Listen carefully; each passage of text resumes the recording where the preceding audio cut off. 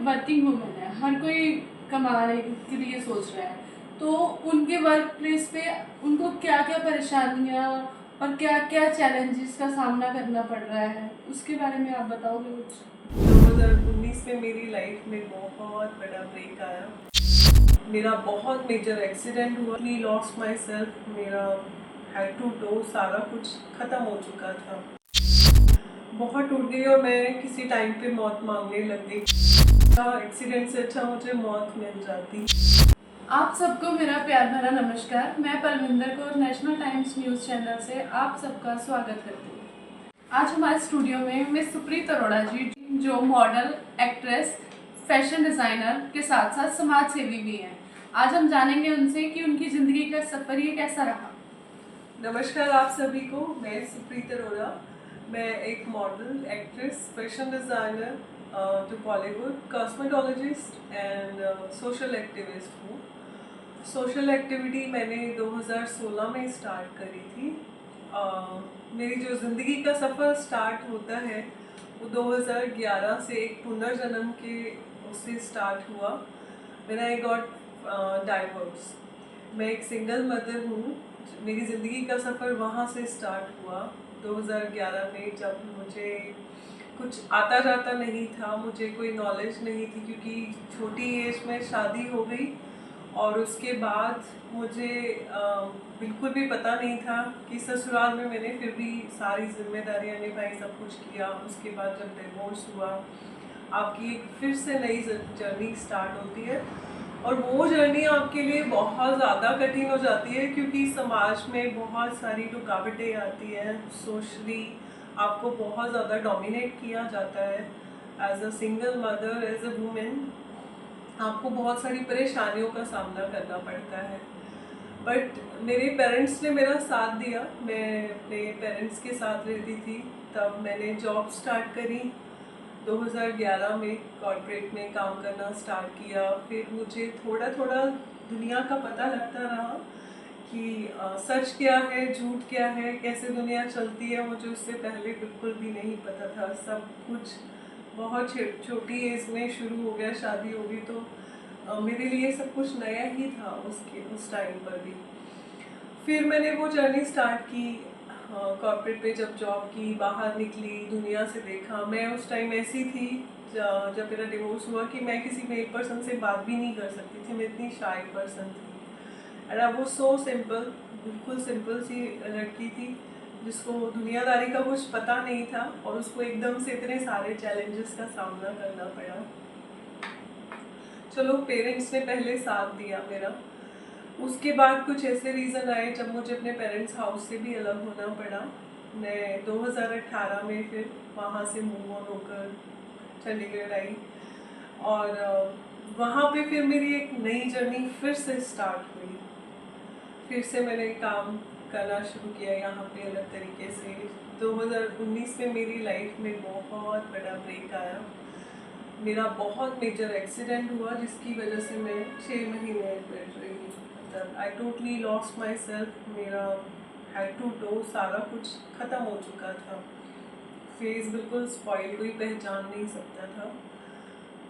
तब मेरा हिम्मत और हौसला बिल्कुल टूट चुका था क्योंकि मैं इतने साल बहुत स्ट्रगल किया। मैंने इतने साल हो गए थे, 18-19 साल। तो अब क्या था कि मुझे लगा कि शायद अब कुछ कर ही नहीं पाऊंगी सारी जिंदगी, क्योंकि मेरा फेस बिल्कुल ख़त्म हो चुका है और मैं कहीं पे भी प्रेजेंट नहीं हो सकती हूँ, किसी से बात नहीं कर सकती हूँ, चल फिर नहीं सकती हूँ ढंग से। बहुत टूट गई और मैं किसी टाइम पे मौत मांगने लग गई कि इससे अच्छा, एक्सीडेंट से अच्छा मुझे मौत मिल जाती। मैं अपने पेरेंट्स के ऊपर बोझ बन गई हूँ। फिर जैसे जैसे ठीक होती गई, मेडिटेशन किया बहुत ज़्यादा, रोती भी थी उस टाइम पे। फिर मेडिटेशन किया, फिर कुछ स्टोरीज़ याद आई, जो मोटिवेशनल स्टोरीज़ होती हैं। फिर मैंने खुद को समझाया कि नहीं, you have to regenerate yourself. और फिर से एक जर्नी नई स्टार्ट हुई।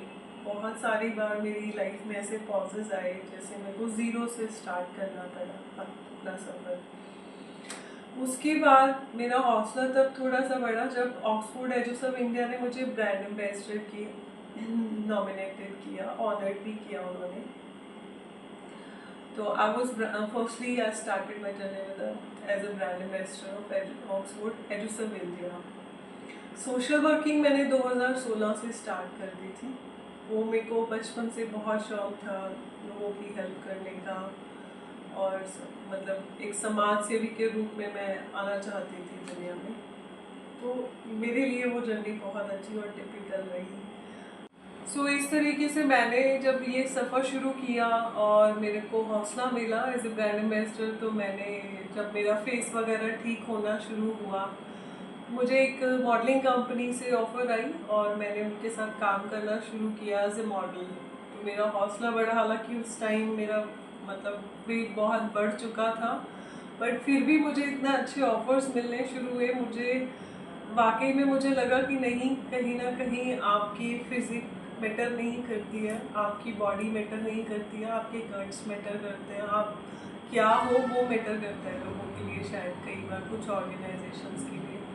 वहाँ से मेरा मॉडलिंग का सफ़र शुरू हुआ और मेरी हिम्मत और बढ़ती चले गई। और उसके बाद मैंने कुछ एक मूवीज़ और सॉन्ग्स में काम किया, बहुत सारे शो जज किए और बहुत सारे नेशनल इंटरनेशनल अवार्ड्स जीते, और बहुत सारी ऑर्गेनाइजेशंस जो हैं नेशनल इंटरनेशनली 8 to 10 ऑर्गेनाइजेशन, उसमें मुझे डेजिग्नेशन मिला। ये मेरा सफ़र शुरू हुआ 2020 से लेकर अब तक का। इन 4-5 सालों में भगवान ने मुझे बहुत कुछ दिया जो मैं सोच भी नहीं सकती थी, और इतना सब कुछ होने के बाद, इतने डैमेज के बाद, that was surprise for me. God has given me that was amazing. समाज सेवी संस्था क्या है, उसके बारे में आप बताइए।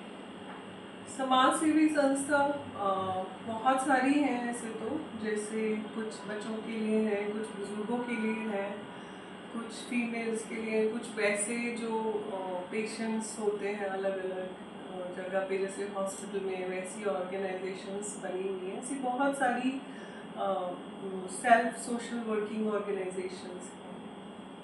जैसे वर्किंग वुमेन है, हर कोई कमाने के लिए सोच रहा है, तो उनके वर्क प्लेस पे उनको क्या क्या परेशानियाँ और क्या क्या चैलेंजेस का सामना करना पड़ रहा है, उसके बारे में आप बताओगे कुछ। जी बिल्कुल।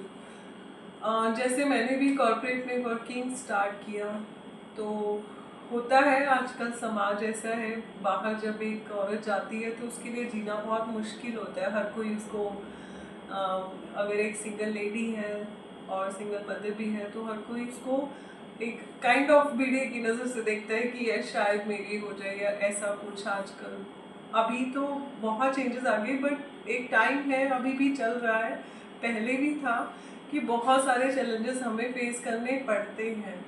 कभी हमें ड्रेसअप कैसे होके जाना है, टाइमिंग क्या है, ये मेल्स के लिए नहीं है, हमारे अपने घर से, हमारे पेरेंट्स से, या सोशली भी आसपास जो लोग हमारे होते हैं, हमारे रिलेटिव्स होते हैं, वही बातें करना लग जाते हैं कि इतने टाइम पर जा रहे हो, इतने टाइम पर आ रहे हो, क्या ड्रेसअप होके जा रहे हो, ये सब नोटिस किया जाता है हर चीज़, और उस पर बहुत बैडली कमेंट भी किए जाते हैं। ये सारी दिक्कत हमें वर्किंग वूमेंस को आती है, और फिर एज वेल एज हमने बाहर काम भी करना और घर पे आके भी बच्चों को भी देखना है, काम भी करना है, तो डबल रिस्पॉन्सिबिलिटीज भी आती है उस तरीके से।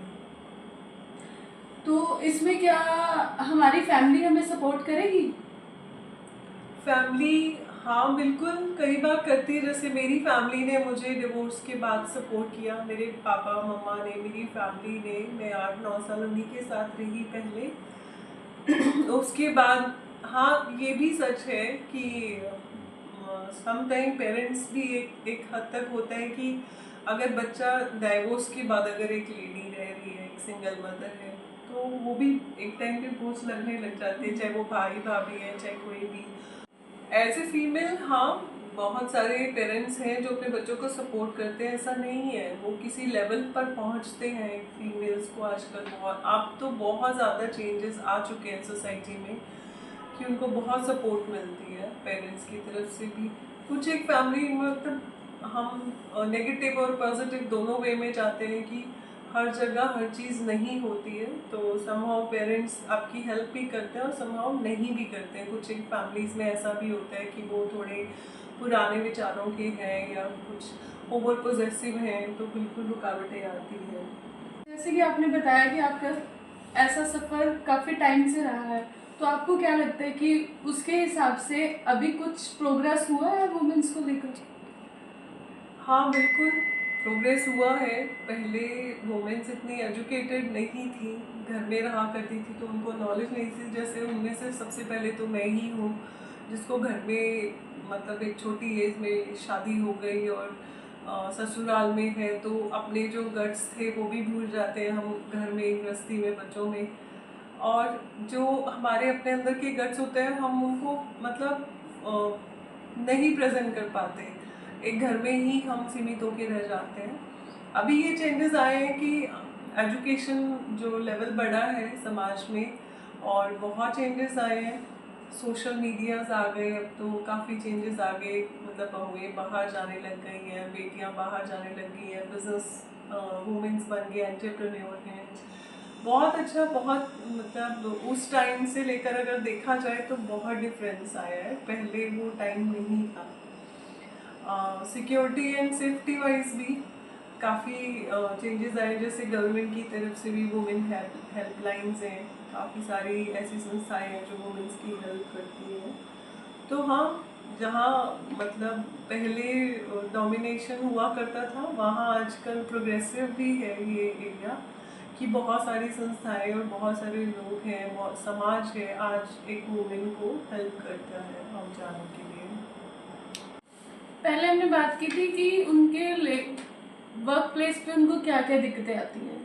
अभी हम बात करेंगे सोसाइटी उनको किस नज़र से देखती है और उन उस वहाँ पे उनको क्या दिक्कत आती है, वो हाँ, कैसे फेस समाज करते हैं? में तो समाज का तो हमेशा कहेंगे कि बहुत ज़्यादा एक फीमेल्स के लिए तो बहुत ज़्यादा टफ होता है, बहुत सारी रुकावटें आती हैं, बहुत सारी बातें की जाती हैं उसके बारे में। अगर वो घर से निकलती है, अगर वो मॉडर्न वूमेन बन गई है आजकल, तो ये बहुत दिक्कत हो गई है। पहले वो हम घर में रहते थे, घर का काम करते थे तो हम कोई कैपेबल नहीं थे, मतलब आप कोई कैपेबल नहीं हो अगर आप एक हाउस वाइफ हो।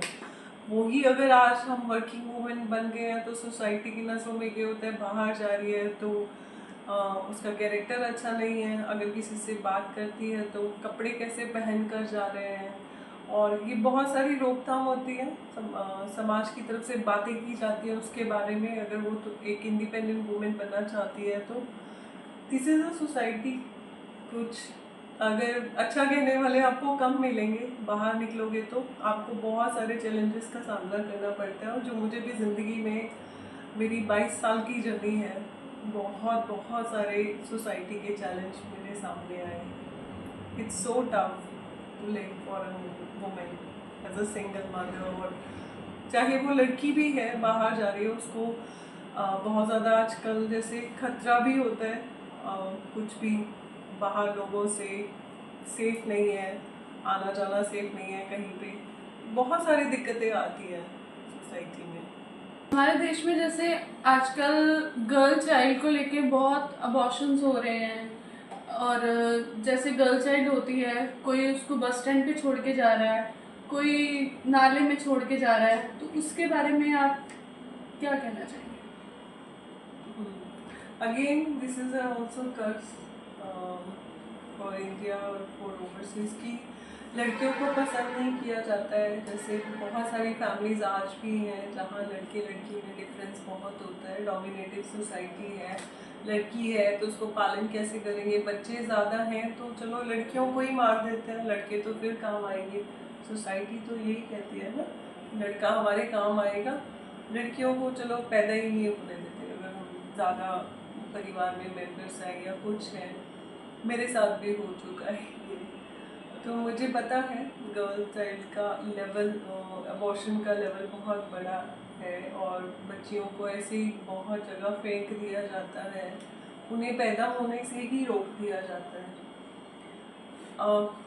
मुझे नहीं लगता ये कोई सॉल्यूशन है इस चीज़ का, क्योंकि आजकल अगर देखा जाए तो लेवल देखा जाए तो लड़कियां कम हैं लड़कों के मुकाबले। तो किसी को शादी करनी होती है, अगर हम इकोनॉमिकली स्टडी करते हैं तो उसमें लड़कों को अगर शादी करनी होती है तो लड़कियां नहीं मिलती, कंजकें नहीं मिल रही हैं आजकल, लेवल बहुत कम हो चुका है उनके बर्थ का। तो आप वो स्टेप उठाते क्यों हैं जहाँ मतलब हमें ये सब, और या फिर कुछ पेरेंट्स हैं जो पैदा होने से पहले ये चेक करवाते हैं कि हमारे लड़का है या लड़की है, लड़की है तो उसको अवॉइड कर देते हैं, वो हमारे ऊपर बोझ रहेगी। तो लड़कियां बोझ नहीं हैं, अब लड़कों से भी ज़्यादा लड़कियां आगे हैं, हर फील्ड में आगे हैं और डबल काम करती हैं, घर में भी बाहर भी संभालती हैं। तो मुझे लगता है कि इस चीज़ को स्टॉप कर देना चाहिए और इस डिफरेंस को सोसाइटी से मिटा देना चाहिए बिल्कुल भी। चाइल्ड अब्यूज़ के बारे में आप क्या कहना चाहोगे? हाँ, it's a curse for us, मतलब ये बहुत मतलब हमारे लिए कर्स है चाइल्ड अब्यूज़। जो छोटे छोटे बच्चे हैं, अनएजुकेटेड है, जिनके माँ बाप मतलब पैसा नहीं है और बहुत गरीबी है, उन लोगों को, बच्चों को घर में काम करवाया जाता है पढ़ाने के लिए। उनकी हेल्प होती है, जैसे गवर्नमेंट कर रही है, बट इतना ज़्यादा भी नहीं, अभी भी लेवल बहुत ज़्यादा है। छोटी उनको लेबर के लिए यूज़ किया जाता है, उनकी एजुकेशंस नहीं है। बहुत सारी ऑर्गेनाइजेशंस हैं बट फिर भी कहीं ना कहीं इतना ज़्यादा लेवल है कि वो कंप्लीट नहीं हो पाता, और बच्चों को नशे करके जैसे उनको मिसयूज़ किया जाता है। मैंने बहुत सारी ऐसे लाइव देखे हैं इंसिडेंट्स, और ऐसे बहुत सारी स्टोरीज भी पढ़ी हैं जिनमें चाइल्ड अब्यूज़ को बहुत ज़्यादा, मतलब बच्चों के लिए बहुत ज़्यादा उनको ऐसे लेबरेट, हमें वो रोकना चाहिए। कुछ एक संस्थाएं हैं जिनके साथ मैं भी काम कर रही हूँ, जैसे सेफ गार्डन चिल्ड्रन सेवा समिति, मैं नेशनल पीआर हूँ उसकी। वो लोग काम करते हैं चाइल्ड प्रोटेक्शन के लिए और रिहेबिलेशन ऑफ चिल्ड्रन। वो बच्चों को जैसे नशे करते हैं, कोई छोटे छोटे बच्चे, उनको रिहेबिलेट करते हैं और उनको जो फंड्स प्रोवाइड करते हैं, उनको एजुकेट करते हैं, वहाँ पे उनको हेल्प करते हैं जिनके पास पैसे नहीं होते कुछ भी करने के लिए। और चाइल्ड लेबर को रोका जा रहा है, काफ़ी सारी संस्थाएं अब ऐसी बन चुकी हैं। जैसे आप देखते हो कि ट्रैफिक लाइट्स पे बहुत सारे बच्चे छोटे छोटे गाड़ियाँ साफ कर रहे हैं, ये सब कर रहे हैं, तो क्या उनको उसके बदले में पैसे देने चाहिए या उनकी मदद कुछ खिलाकर करनी चाहिए? क्या आपको क्या लगता है इसमें? हाँ, मुझे नहीं लगता कि उनको पैसे देने चाहिए, क्योंकि पहले हम भी ऐसे करते थे, उनको पैसे दे दिए या कुछ। आजकल आप माहौल चेंज हो चुका है, जैसे सोशली काफ़ी कुछ चेंज हुआ है। तो इसमें क्या है, आजकल बच्चों के थ्रू ना एक गैंग होता है जो बच्चों से काम कराता है, उनसे बैगिंग करवाते हैं, उनसे ऐसे पैसे मंगवाते हैं। तो अगर हम उनको पैसे दे देते हैं तो उनकी हेल्प नहीं होती है, क्योंकि वो पैसे कोई और यूज़ कर लेता है। तो हमें क्या करना चाहिए, कोई भी बच्चे को अगर हमें हेल्प करनी है तो हमें उस बच्चे को या तो अडॉप्ट करें या फिर कोई रिस्पॉन्सिबिलिटी उठाएं उनकी, कि पूरी ज़िंदगी उनकी स्टडी कर दें, उनको एजुकेशन प्रोवाइड करें, उनकी लिविंग प्रोवाइड कर दें। कुछ ऐसा हम कर सकते हैं उनको पैसे देने के बजाय। पैसे का हमें नहीं पता वो क्या मिसयूज़ कर रहे हैं, कल को बच्चे हैं नशा कर लें या मिसयूज़ कर लें या उनसे कोई ले ले पैसे, वो मुझे नहीं लगता कि उसका कोई फ़ायदा है। हमें उनकी मदद करनी चाहिए, सहायता है। एक लास्ट क्वेश्चन है आपके लिए जी, कि आप हमारी बहनों को और सभी को क्या एक मैसेज देना चाहोगे? हाँ, मेरी तरफ से मेरी बहनों को, माताओं को और बच्चों को, मेरी बच्चियों को यही संदेश देना चाहूँगी कि कभी भी ज़िंदगी में हिम्मत मत हारिएगा। ज़िंदगी कभी ख़त्म नहीं होती है। मैंने बहुत बार ज़िंदगी मेरी ख़त्म होकर दोबारा शुरू हुई, ज़ीरो से शुरुआत की। बहुत बार, मैंने एक बार नहीं, कम से कम 15-20 बार मेरे साथ ज़िंदगी में ऐसा हुआ कि मुझे बिल्कुल ज़ीरो से शुरुआत करनी पड़ी। पर फिर भी मैं अब हिम्मत नहीं हारती, मैं लोगों को काउंसिल करना शुरू कर दिया।